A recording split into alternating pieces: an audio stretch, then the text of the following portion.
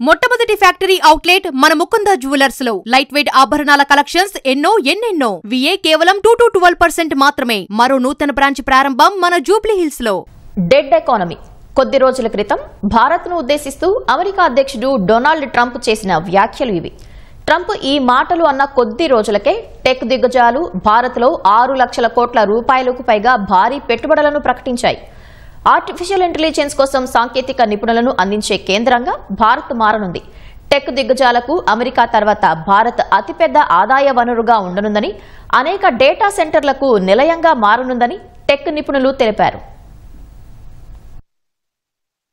America అధ్యక్ష పగ్గాలను రెండోసారి చేపట్టినప్పటి నుంచి భారత్కు వ్యతిరేకంగా డొనాల్డ్ ట్రంప్ అనేక నిర్ణయాలు తీసుకున్నారు. రష్యా నుంచి చమురు కొంటోందన్న కారణంతో అమెరికాకు భారత ఎగుమతులపై సుంకాలను ఏకంగా 50% చేర్చారు. భారతీయులు ఎక్కువగా దరఖాస్తు చేసే H-1B వీసా ఫీజును ఏకంగా $1,00,000 పెంచారు. అంతేకాదు భారత డెడ్ ఎకానమీ అని ఎగతాళి చేశారు. భారత్ సహా ఇతర దేశాల్లో పెట్టుబడులు పెట్టవద్దంటూ టెక్ దిగ్గజాలకు సూచించారు. అయితే ట్రంప్ మాటలు టెక్ దిగ్గజాలు అసలేమాత్రం పట్టించుకోవడం లేదు. డెడ్ ఎకానమీ అని ట్రంప్ అభివర్ణించిన భారత్లో గూగుల్, మైక్రోసాఫ్ట్, అమెజాన్, ఇంటెల్ వంటి టెక్ దిగ్గజాలు గత కొన్ని వారాలుగా భారీగా పెట్టుబడులను ప్రకటించారు. ఏకంగా $68 బిలియన్ అంటే భారత కరెన్సీలో 6,12,000 కోట్ల రూపాయల పెట్టుబడులు పెట్టనున్నాయి. ఎక్కువగా కృత్రిమ మేధ, సెమీకండక్టర్ రంగాల్లో ఈ పెట్టుబడులను టెక్ దిగ్గజాలు ప్రకటించాయి.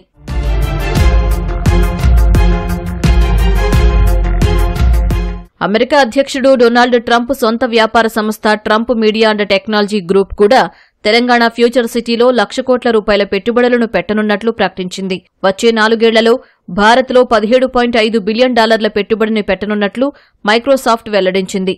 భారత్ ఏఐ భవిష్యత్తుకు అవసరమైన మౌలిక సదుపాయాలు, నైపుణ్యాలు, సామర్థ్యాలను నిర్మించనున్నట్లు తెలిపింది. 2030 నాటికి 2 కోట్ల మంది భారతీయులకు ఏఐలో మైక్రోసాఫ్ట్ శిక్షణ ఇవ్వనుంది. 2030 నాటికి భారత్లో $35 బిలియన్ పెట్టుబడి పెట్టనున్నట్లు అమెజాన్ వెల్లడించింది. ఎక్కువగా ఏఐ రంగంలోనే ఈ పెట్టుబడులు ఉండనున్నాయి. ఈ దశాబ్దం చివరి నాటికి భారత్లో అమెజాన్ పెట్టుబడులు $75 బిలియన్ చేరనున్నాయి. విశాఖపట్నంలో డేటా సెంటర్ సహా $15 బిలియన్ పెట్టుబడులు పెట్టనున్నట్లు గూగుల్ ఇప్పటికే ప్రకటించింది. భారత్లో సెమీకండక్టర్ల తయారీలో ఇంటెల్ భాగమవుతోంది. మన దేశంలో కాగ్నిజెంట్ తన కార్యకలాపాలను విస్తరించనుంది. ఓపెన్ ఏఐ ఇటీవల ఢిల్లీలో తన మొదటి భారత కార్యాలయాన్ని ప్రారంభించింది. మెటా కూడా బెంగళూరులో తన కొత్త కార్యాలయాన్ని ప్రారంభించనుంది.